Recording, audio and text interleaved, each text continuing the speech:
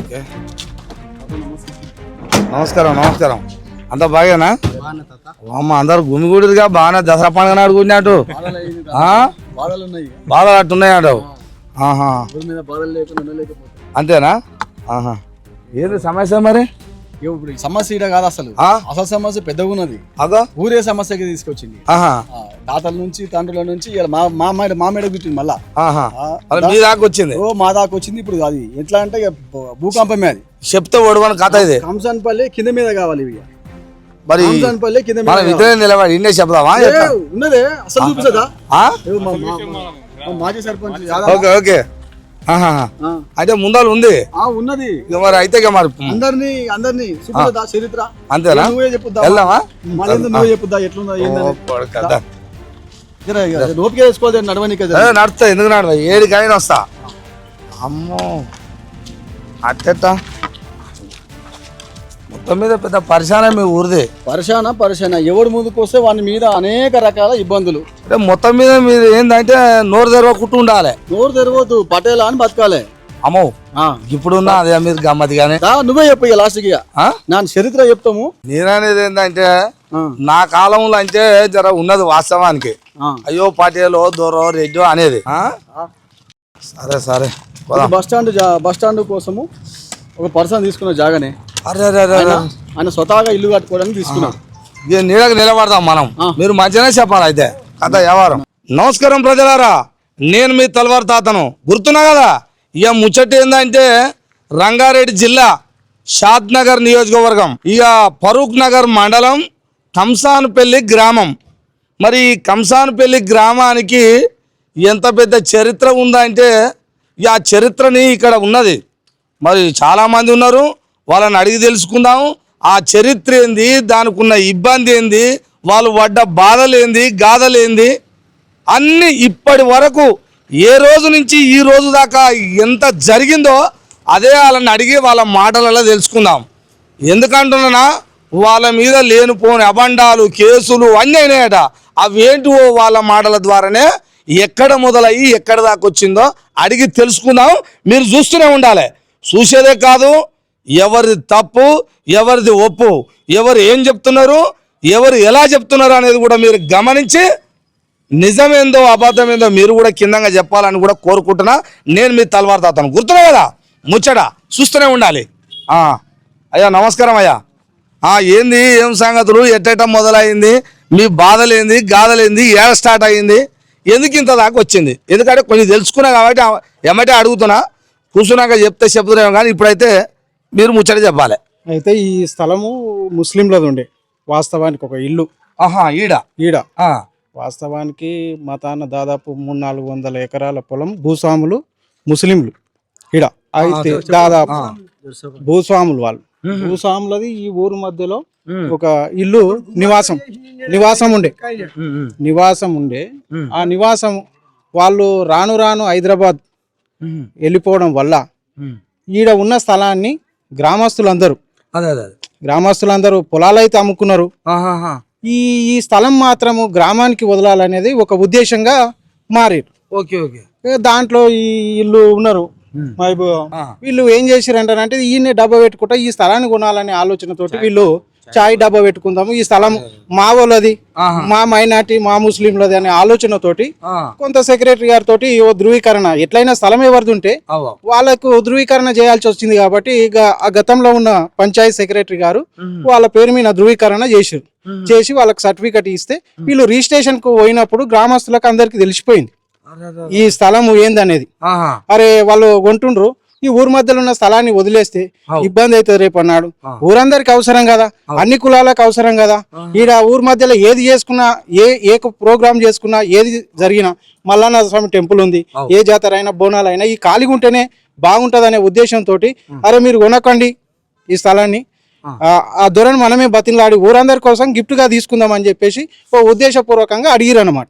అడిగి గ్రామస్తులందరూ కలిసి, పెద్ద మనుషులు అప్పట్లో ఉన్నోళ్ళు, మాజీ సర్పంచ్ రమేష్ సేటు, యాదయ్య గౌడ్, కొంతమంది ఉన్నారు, వాళ్ళందరూ కలిసి ఊరు లోపల ఉన్నప్పుడు మనం ఇది కూడా గులగొట్టడం జరిగిన తర్వాత దాన్ని అట్లనే పెండింగ్ లో ఉండే తర్వాత ఇక మేము కొంటామని చెప్పేసి మున్నవర్ అనే అతను స్థలాన్ని కొనడం జరిగింది. మున్నవర్. మీరు కొనకపోతే నేను కొంటానని ఆయన కొన్నాడు. దీనికి కొన్నాడు, రిజిస్ట్రేషన్ అయ్యింది. అయిన తర్వాత 2013లో నేను సర్పంచ్గా ఈ ఊరికి ఎంపిక అయినా.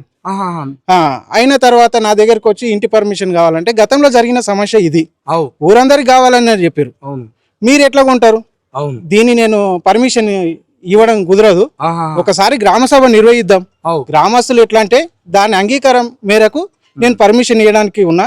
ఎందుకంటే ఈ సమస్య ముందే జరిగింది, జరిగిన తర్వాత మీరు కొన్నారు కాబట్టి ఇది ఇవ్వడం జరగదని చెప్పేసి గ్రామ సభ నిర్వహించి గ్రామస్తులు అందరి ముందల మీరు ఎట్లా కొన్నారు, మీ డబ్బులు మీకు ఇస్తాం, చందా చేసి అయినా సరే మీ డబ్బులు మీకు ఇచ్చేస్తాం, కానీ మీరు నష్టపోవద్దు, స్థలం అందరిది, మీకుంటది మాకుంటది, ఊరు లోపల అందరం సంతోషంగా ఉండాలి, అందరికి బాగుంటది, వద్దు మీరు ఆడ కొనడం కట్టడం వల్ల ఇబ్బంది అవుతుంది అనే ఉద్దేశంతో ఆపడం జరిగింది. ప్రతి జీపీ మీటింగ్ లో కూడా మెన్షన్ చేసుకుంటూ పోయినాం మనం మినిట్స్ రిజిస్టర్ లా.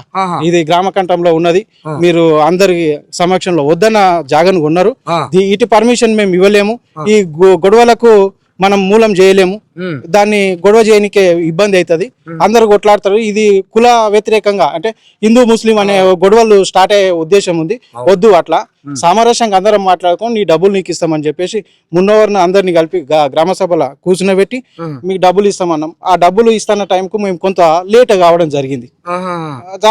కాదు ఖచ్చితంగా నేను ఆయనను కొంతమంది రెచ్చగొట్టడం, అరే నువ్వు ముస్లిం కాబట్టి నువ్వు కట్టలేకపోతున్నావు, నేనే ఉంటే కడుతుంటే అనే కొందరు ఉద్దేశపూర్వకమైన మాటలు చెప్పి మంచిగా ఉన్నోని ఒప్పుకున్నోని మళ్ళా రెచ్చగొట్టడం మొదలైంది.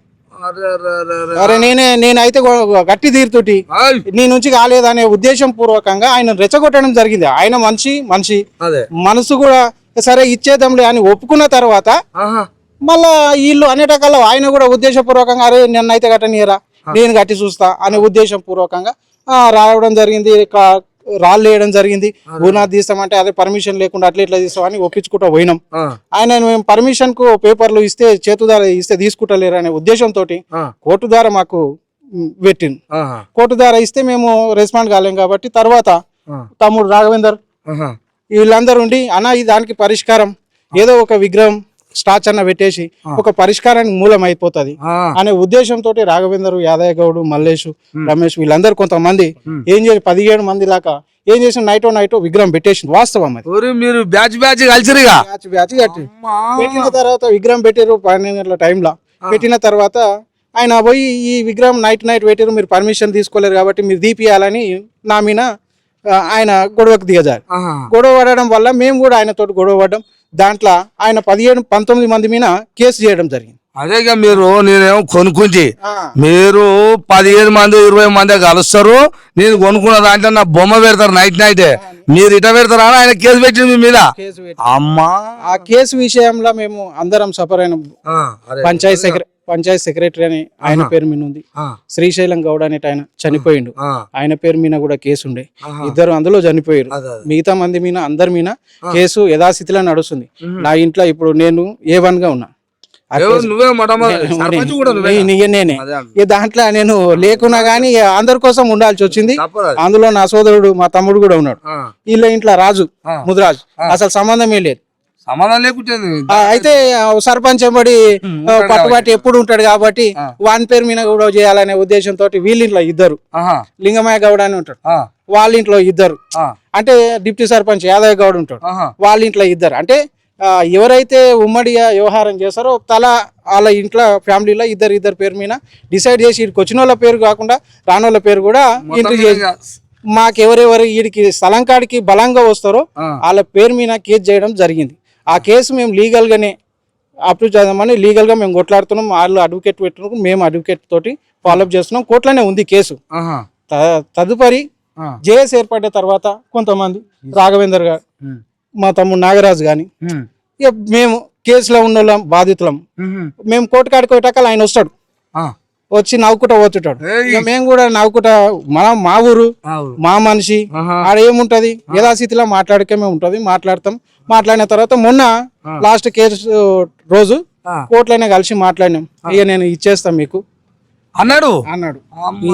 మేము మీకు ఊరికి ఇచ్చేస్తా గిఫ్ట్ గా, మా తాత పేరు పెట్టుకుంటా, ఇందులో కొంతమంది ఒప్పుకుంటారో ఒప్పుకోరో అట్లా అంటే మీరు ఒప్పించే ప్రయత్నం చేస్తే నేను ఊరికి ఇచ్చేస్తానే ఒక మాట చెప్పడం జరిగింది. ఆయన కూడా మేము కూడా దానికి అంగీకరించినాం. సరే దాంట్లో ఏముంటది, గిఫ్ట్ పెట్టుకుంటే దాంట్లో తప్పేమున్నది, ఇచ్చిన దాంట్లో పెట్టుకుంటే తప్పలేదు కదా, 4 రూపాయలు ఇస్తున్నాం. మేము కూడా కొన్ని డబ్బులు ఇచ్చినాం, 2,50,000 మాట్లాడి ఉన్నాం, 1,50,000 ఇచ్చినాం, మిగతా పేమెంట్ ఇవ్వలేదు. దానికి సరే వాళ్ళ తాత పేరు గిఫ్ట్ పెట్టుకుంటే తప్పేమున్నది దాంట్లో. మేము కూడా సరే ఓకే దానికి అంగీకరించినాం, చేద్దామని చెప్పినాం. ఈ మధ్యన మీటింగ్ పెట్టుకురు తమ్ముడు ఇట్లా పెట్టుకొని, వాళ్ళు కూడా ఆయన బర్త్డే రోజు వాళ్ళతో అందరితోటి డిస్కషన్ చేసి నేను ఇస్తా అని చెప్పి ఆయన అనడం జరిగింది. మాట్లాడుకున్నాము, మేమందరం ఏకమైనము, అంతా కూడా సరే ఊరికే ఇస్తున్నాం అని చెప్పేసి మనం అనుకున్నాము. వాళ్ళు కూడా మున్నవరు అనేటైనా కూడా సంతోషంగానే ఉన్నాడు. దాంట్లో ఆ వాట్సాప్ గ్రూప్ లో ధన్యవాదాలు అనేది అయితే రాఘవేందర్ ముదిరాజ్ అనేట ఆయన, ఇప్పుడు ఈయన మా తమ్ముడు అయితే ఆయన ఏం చేసిండు, మున్నవరు ప్లాట్ ఇవ్వడం వల్ల ఊరికి మంచి జరిగింది కాబట్టి ధన్యవాదాలు తెలిపిండు అన్నమాట. సరే ఈ సంవత్సరము లేదా 2 సంవత్సరాలు 3 సంవత్సరాలు కానీ మా మీద కేసులు పెడితే పెట్టావు కానీ తిప్పించినావు కానీ ఈ రోజుకు ఊరు కోసం కాబట్టి ఇక రోజు ఆయన కోర్టుకు రాను మీరు కోర్టుకు రాను వచ్చినాడు ఆయన. ఇక చూసుకొని లాస్ట్కు అందరిని చూసి సరే ఇస్తలే మా తాత పేరు పెట్టుకుంటలే అనగానే ఇదంతా దాన్ని చూసి ఇచ్చిండు అనే దాన్ని గ్రూప్ లో పెట్టినందుకు కిందంగా ఈయన ధన్యవాదాలు చెప్పిండు. అంతేనా? ఉన్నది ఏమని పెట్టినావయ్యా? ఈయనేం పెట్టినట్టే ఈ మధ్యన 5వ తారీఖు రోజు ఉర్సు ప్రోగ్రామ్ జరిగింది ఊర్లో గంధం. అయితే ఆ ఉర్సు ప్రోగ్రామ్ కు మా శాసనసభ్యులు వీర్లపల్లి శంకర్ గారు వచ్చేసారు, ముఖ్య అతిథిగా వచ్చేసి దర్గాలో దర్శనం చేసుకున్న సందర్భంలో మీడియా ముఖంగా ఏమన్నానంటే, మున్నాబాయ్ ఇక ఈ స్థలం ఇప్పటి నుంచి కొట్లాటుంది, అందరు కలిసిమెలిసి ఉన్నారు, ఎందుకురా ఈ దర్గాలో ఓ మాట ఇచ్చేస్తే అయిపోతుంది కదా, ఆ రోజు చెప్పుకున్నట్టు మాట్లాడినట్టు ఓ మాట చెప్పంటే మీడియా సముఖాన ఏమన్నాడు అంటానంటే, ఈ ప్లాట్ నేను ఊరికి ఇచ్చేస్తున్నా, కేసులు కూడా వెత్తేస్తా, కేసుల ఇబ్బంది ఏం లేదు, అందరం కలిసిమెలిసి ఉందాం అనే ఉదాహరణ ఆ సందర్భంగా ఆయన మున్నవర్ చెప్పడం జరిగింది అన్నాడు. అందులో ఆ రోజు తమ్ముడు అక్కడ లేకపోవడం వల్ల వాట్సాప్ గ్రూప్ లో షబాష్ మున్నాబాయ్ మాకు ఈ రోజుకి అంటే ఇప్పుడు మాకు విముక్తి కలిగినట్టు మేము అందరం కోర్టుకు తిరుగుతున్నాం కదా, దాంట్లో మేము సరే మీరు ఒప్పుకున్న దానికి పెద్ద ధన్యవాదాలు అనే విషయం తమ్ముడు చెప్పిండు అనమాట. దానికి చెప్పినందుకు ఈ వాట్సాప్ గ్రూప్ లో చర్చ మొదలైంది అనమాట. దాని విషయం మీద ఇటు అంశాన్ని కొంతమంది సౌలభ్యం కోసం తమ్ముడు పెట్టిన అంశం మీరు పెట్టింది ఏమని పెట్టినావు, మరి నువ్వేం పెట్టినావు, అందరు లెక్క శబాష్ అనవా? ఇటు అంశాన్ని కొంతమంది స్వలాభం కోసము ఇన్ని రోజులు వాడుకున్నారు. గతంలో మున్నవారు ఈ కేసులో చాలా మంది తో సమస్య పరిష్కారానికి చెప్పారు. ఈ సమస్య పరిష్కారం చేస్తానని గత ఎంపీటీసీగా గెలిచిన వైస్ ఎంపీపీ సర్పంచ్ గా గెలిచిన ఓట్లు దండుకొని కోట్లకు పడిగెత్తిన అట్టడుగు కులాలకు ఆగం చేశాడు కాబట్టి ఈ సమస్య పరిష్కారానికి శ్రీకారం చుట్టనందుకు మున్నుగారికి అభినందనలు. అతి త్వరలో కేసులు పరిష్కారం చేసి చట్టబద్ధంగా బస్టాండ్ నిర్మాణం పనులు చేపట్టాలని కోరుకుంటున్నాం. ఈ సమస్య బాధితులైన అందరి సమన్వయ పంచుకొని ముందుకు సాగాలని ఈ విషయాన్ని షేర్ చేసిండు అనమాట వాట్సాప్ గ్రూప్ లో రాఘవేంద్ర. మీరు పెట్టిన దానికి తమ్ముని అనేది ఏమన్నాడు, దాని తదుపరి నోటీస్ ఏ విధంగా వచ్చింది అనేది ఈ విషయంలో ఆయన అన్నది లేదు, చేసింది లేదు. తనకు నోటీస్ ఎందుకు ఇచ్చింది అనేది తమ్ముడు చెప్పాలి. నోటీసులు దానికి అసలు ఏంది అనేది మరి మనం ఏం చేసినాము, ఇదే ఉన్నది అనేది ఓ మాట మీకు ఓపిక ఏజ్ అయిపోయింది, జర్ర నాకు ఎండ కూడా కొడుతుంది, జర్ర నీళ్ళు తాపి విషయం చెప్తాం. ఈ జాగా గురించి మేము 15 సంవత్సరాలు కొట్లాడుతున్నాము. 15 సంవత్సరాలుగా అన్న సర్పంచ్ ఉండి అయిపోయి 6 సంవత్సరాలు 7 సంవత్సరాలు అవుతుంది అన్న అయిపోయి ఇట్లా అయినా గానీ అన్న పరిష్కరిస్తా అని చెప్పి తీసుకున్నాడు. గత నెలలో మేము కోర్టులో మాట్లాడుకుంటప్పుడు అన్నందరు కలిసి మును మరి ఏమైనా ఉంటే నువ్వు మాట్లాడి సాల్వ్ చేయి, మరి బీసీఎస్ ఎస్టీ జేఏసీ ఈ మధ్య పెట్టుకున్నారు కదా, అందులో ముస్లిం మైనార్టీలకి పెట్టుకున్నారు కదా, మరి ఆ విధంగా మీరు పోయి మాట్లాడి అప్రోచ్ కాండి, అన్ని గ్రామాల్లో జరుగుతున్నది కదా, అన్ని జిల్లాలో జరుగుతున్నాయి కదా, పోయి మాట్లాడిన అన్న మా మీద బాధ్యత పెట్టిరు. అన్న సర్పంచ్ కాబట్టి ఇంతకుముందు మా అన్న ఇంకో అన్న ఎంపీటీసీ వాళ్ళందరూ కలిసి మా మీద ఒక బాధ్యత పెట్టిరు. మీరు పోయి సాల్వ్ చేయండి, మాట్లాడండి అంటే ముందు వారికి ఇట్లా నేను రఘుకి ఏమన్నా ఉంటే రాఘవేంద్ర ముదిరాజుకి ఏమన్నా ఉంటే చెప్తా అని చెప్పి నా మీద కొంత భరోసా పెట్టిండు. మేము ఒక నెల రోజులు దాని మీద బాగా మాట్లాడి చేసి అన్నతో టచ్ లో ఉండి మిగతా వాళ్ళతో టచ్ లో ఉండి మాట్లాడినాం, చెప్పినాం. ఆయన అంతిమంగా కొంత మాకు అందరం కూర్చొని మాట్లాడుకుందాం అనుకున్నాము, కానీ అంత లోపల ఆయన స్టేట్మెంట్ ఇచ్చిండు. సరే మంచిదే కదా, ఎట్లయితే ఏముంది, మేము కూర్చోబెట్టి మాకు కావాల్సింది అదే అయితే వచ్చింది. ఇది గ్రామానికి కావాల్సిన జాగాని మనం ముందు నుంచి అదే కొట్లాడినాం. ఆహా. బొమ్మ పెట్టింది అందుకే మనం ఇదే ఈ గ్రామంలో ఇదంతా ఈ ఇల్లు కడితే ఇంత చిరుకుడం అవుతుంది, బస్సులు రానికే పోనీకే లేదంటే ఏదైనా కార్యక్రమం చేయడానికి ఇబ్బంది అవుతుంది అని చెప్పి టెంపుల్ ఉన్నది అన్ని ఉన్నది మాకు అన్ని అవసరమే కాబట్టి పెట్టుకున్నాం. ఇంత పెట్టుకొని దీన్ని కొట్లాడినాక సమస్య పరిష్కారానికి వచ్చినప్పుడు ఎవరి ప్రమేయం లేదు, ఏ పార్టీలు మా మీద ప్రమేయం అవసరం లేదు. ఇప్పుడు పెన్నమోహన్ పంచాయతీ గారు గిట్ట ఎడగొట్టిన రోజులు ఉన్నాయి మా ఊళ్ళో పటేల్. ఓ పటేల్ ఇప్పుడు నాకు నోటీస్ పంపించిన పటేల్ అన్ని ఉన్నాయి భూమిలో ఎకరాలకు తిన్నాడు, 100 ఎకరాలు తిన్నాడు, వేల కోట్ల డబ్బులు సంపాదించుకున్నాడు. ఇంకా సరిపోనట్టు నా మీద మళ్ళా డిపార్ట్మెంట్ నోటీస్ పంపించింది 50 లక్షలు. ఇప్పుడు ఆ కేసు అదేనా? 50 లక్షల రూపాయలకు కేసు పంపించింది. 50 లక్షల రూపాయలు కట్టాలంటే సరే కడతాం, నీకు సరిపోకపోతే ఇంకా చందలేసి ₹1 కోటి ఇస్తాము. నువ్వు 1000 ఏళ్ళు బతావా, 1000 ఏళ్ళు బతావా మళ్ళీ ఆర్చి ఏం చేస్తావు? ఇందులో 10 సంవత్సరాల కాలము ఆయన ఒకసారి ఎంపీటీసీగా ఒకసారి సర్పంచ్గా ఎన్నికైందండి. ఎన్నికైనప్పుడు నేను దాన్ని ఉద్దేశించి ఆయన ఏం అనలేదు. ఇప్పుడు అట్లా ఆయన పేరు కూడా ఏం లేదుగా, ఏమీ లేదు. నేను అదే చెప్తున్నా. ఇప్పుడు ఆయన అయ్యిండు, అయినా కానీ మేము ఏం చేసినామంటే దాంట్లో ఉద్దేశించి ఆయన ఏం అనలేదు. మేము అందరం కలిసి ప్రణాళికాబద్ధంగా ఆలోచించుకొని దీన్ని మంచిగా ఒక బస్టాండ్ నిర్మాణం కావాలి, మున్నాబాయ్ మీరు చేస్తే మంచిగా ఉంటుంది, మీ తాత మిమ్మల్ని పెంచింది కాబట్టి మీ బస్టాండ్ పేరు పెట్టండి, మీరు కావాలంటే మంచిగా కొనసాగుతుందని చెప్పినాం. ఇట్లా మేము బీసీ ఎస్సీ ఎస్టీ మైనారిటీ మిత్రుల మందిరం ఒకటైతున్నది చూసి అయ్యో పటేల్ నా ప్రమేయం లేకున్నది ఒకటైతున్నారు కదా అని చెప్పి ఇగో ఇది అసలు సంబంధం లేని విషయాన్ని నా మీద కేసు పెట్టి ఆయన పేరుగిన ఉచ్చరించలే. నేను గతంలో ఉన్న సర్పంచులు ఎంపీటీసీలు దీన్ని వాడుకునేదని ఒక మాట చెప్పిన, దీన్ని ఎంపీటీసీ గెలిచి మరి నువ్వేమో కోట్లకు పడగలెత్తి ఆయన అంటే కొంతమందిని ఉద్దేశించి చెప్పిన, మరి దీన్ని పరిష్కారం చేయలే. 2 సార్లు సర్పంచ్ అయినావు, ఎంపీటీసీ అయినావు, దీన్నే చెప్పినావు. మేమే ప్రామిస్ తీసుకున్నాం గ్రామ పంచాయతీలో కూర్చొని, నేను నాకు సర్పంచ్ ఎంపీటీసీ చేస్తే నేను మీకు పరిష్కరిస్తా అన్నాడు. అప్పటి కేసులు తిరుగుతున్నాం మేము అందరం. మళ్ళీ ఇంకోసారి సర్పంచ్ ఎంపీటీసీలో పవర్ ఉండదు, సర్పంచ్ లేదు పవర్ ఉంటుంది, నాకు సర్పంచ్ ఇయ్యి నేను పరిష్కరిస్తా అన్నాడు. దాంట్లో లేదు ఇవాళ మళ్ళీ అంతిమంగా 2 సంవత్సరాలు అయిపోయింది. 2 సంవత్సరాలు అయిపోయింది అది ఆ సర్పంచ్ దిగిపోయి ఇట్లా పరిష్కారం కాకుండా మళ్ళీ మన లాస్ట్ మంత్ కోర్టుకు పోతే అన్న ఇది ఎప్పటికీ పట్టట్లేదే, అందరం కలిసి మనమే పరిష్కరించుకుందాము ఈ విషయం చెప్తేనే చరిత్రగా పరిష్కరించుకున్నాము. ఆయన దగ్గరికి పంపని ఏమైందో మరి ఎందుకు అయిందో, ఆయన మా మీద ప్రేమతోటో అన్న మీద గౌరవంతోటో అందరి మీద ప్రేమతోటో మన బీసీఎస్ అందరం కలవాల్సిందేరా. ఎప్పటికైనా కాపోలు మన తాతలను చేసిండు, తండ్రులను చేసిండు, మనల్ని చేస్తారు ఇల్లుగా, ఇది వద్దురా అని చెప్పి పరిష్కారానికి మరి ఆయన వంతుగా ఆయనకి 7 లక్షల ఆస్తి, ఇది ఏమన్నా తక్కువ అనుకున్నా, ఓ నాటి నుంచి కొట్లాడుకుంటూ వచ్చిండు. సరే ఆయన కష్టపడ్డాడు, ఆయన పని ఆయన చేసుకున్నాడు. కాబట్టి దీని పరిష్కారానికి శ్రీకారం చుట్టిన పర్సన్ మేము అభినందించినాము. దానికోసం అభినందించడానికి కేసు దీంట్లో ఏ వ్యవహారం లేదు, ఏ మాట అన్నది లేదు. మేము ఏమనలేదు అన్న. ఇప్పుడు ఆయన పెన్నాల గురించి మాట్లాడలేదు, ఆయన సంసారం గురించి మాట్లాడలేదు, ఆయన బిడ్డల గురించి మాట్లాడలేదు, ఏమి మాకు అన్ని తెలుసు కానీ మేము మాట్లాడము. ఎందుకంటే మాకు సంస్కారం ఉన్నది, మేము సంస్కారంతో బతుకుతున్నాం మనసులో, కష్టం చేసుకునే బతుకుతున్నాం మనసులో. మా తాతలు మా తండ్రులు కష్టాలు చేసిన వాళ్ళు, వీళ్ళ రెడ్డిలకు రావులకు వెంకటరెడ్డి పల్లెకు ఈడి కాడికి మొత్తం ఎట్టి చాకరీ చేసిండు మా వాళ్ళు. మా నాయన చేసిండు, ఎట్టి నాగలను కొట్టిండు.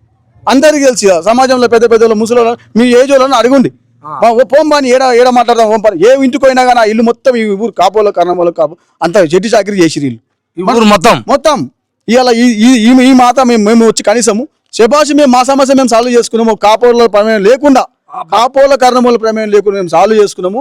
మాజీ సర్పంచ్ దళితుడు ఒక మాదిగ కులాసుడు మా అన్నగా భావించుకుని మేము అందరము ఒకటైతుంటే ఇలా తట్టుకోలేకపోయింది పటేల్. మాకు అర్జెంటుగా మళ్ళీ అధికారం కావాలని చెప్పి ఈ రోజు ఊర్లకి ఆటోలు కట్టుకుపోయి మళ్ళీ రిజర్వేషన్ ఎస్సీ వస్తే, దాని గతంలో ఎస్సీ నోటిఫై వస్తే దాన్ని మళ్ళీ కొట్టేయడానికి ఎమ్మెల్యే దగ్గర తీసుకుపోయి 5 ఆటోలను కట్టుకొని మళ్ళీ మా వాళ్ళని జనాలను తీసుకొని పోయి ఇది వద్దు ఎస్సీ రిజర్వేషన్ మళ్ళీ మాకు పట్టేలే కావాలి. మా తల్లులకి ఏం తెలుసు, మా తల్లులో మాకు విషయం వస్తారన్న విషయం తెలుస్తుంది. మాకు అట్లా చేసింది మా ఊరు. ఘోరమే ఇంకా చాలా ఉన్నది కథ. కావాలని చెప్తారు ఏంది ఇదంతా, ఏమో మరి అందరూ సాక్ష్యాలతో పాటు ఇంత పెద్ద ఫైల్ ఉన్నది, మొత్తం ఇదే ఉన్నది. ఈ ఫైల్ చెప్పాలంటే కాదు, నన్ను నిలబెడతారు మీరు. అందుకే ఇంత మధ్య నీళ్ళు తాగి కూర్చుందాం. మీ కట్ట పెద్దగానే ఉంది. గట్టిగా ఉన్నది.